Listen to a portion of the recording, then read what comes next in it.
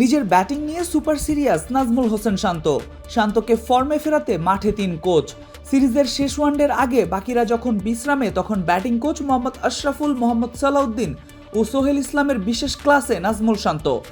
শেষ ওয়ানডেতেই কি শান্ত দেখাবেন নিজের ব্যাটিং ঝলক?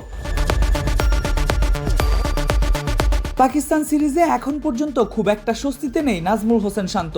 প্রথম 2 ওয়ানডেতে প্রত্যাশা অনুযায়ী রান করতে পারেননি এই বাঁহাতি ব্যাটার।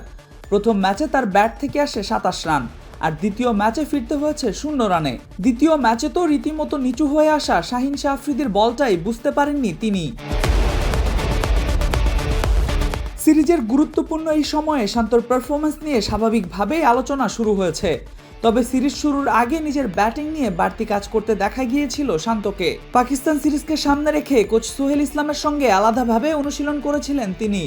লক্ষ্য ছিল একটাই, পাকিস্তানের বিপক্ষে ভালো কিছু করা। কিন্তু প্রথম 2 ম্যাচে সেই প্রস্তুতির প্রতিফলন দেখা যায়নি মাঠে। তবু হাল ছাড়েননি এই টাইগার ব্যাটার। সিরিজের শেষ ওয়ানডের আগে আবারও ব্যাটিং নিয়ে বাড়তি সময় দিচ্ছেন তিনি। আজ দলের অন্য ক্রিকেটাররা যখন বিশ্রামে তখন শান্ত মিরপুরে একাই নেমে পড়লেন কঠোর অনুশীলনে। আর অনুশীলনে তার সঙ্গে ছিলেন কোচ সোহেল ইসলাম। শুধু তাই নয়, জাতীয় দলের 2 ব্যাটিং কোচ মোহাম্মদ সালাউদ্দিন ও মোহাম্মদ আশরাফুলকেও দেখা গেছে শান্তর ব্যাটিং নিয়ে কাজ করতে। 3 কোচকে সঙ্গে নিয়ে দীর্ঘ সময় ধরে নেটে ঘাম জড়িয়েছেন শান্ত। ব্যাটিংয়ের টেকনিক, শট নির্বাচন এবং আত্মবিশ্বাস ফিরে পাওয়ার দিকেই ছিল তার মূল মনোযোগ। বোঝাই যাচ্ছে শেষ ম্যাচে ঘুরে দাঁড়ানোর জন্য কোনো কিছুই বাকি রাখতে চান না তিনি।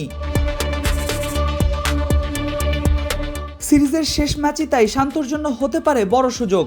সমালোচনার জবাব দিতে এবং নিজের সামর্থ্য প্রমাণ করতে শেষ ওয়ানডেতেই ব্যাট হাতে আলো ছড়াতে চাইবেন বাংলাদেশের এই টপ অর্ডার ব্যাটার।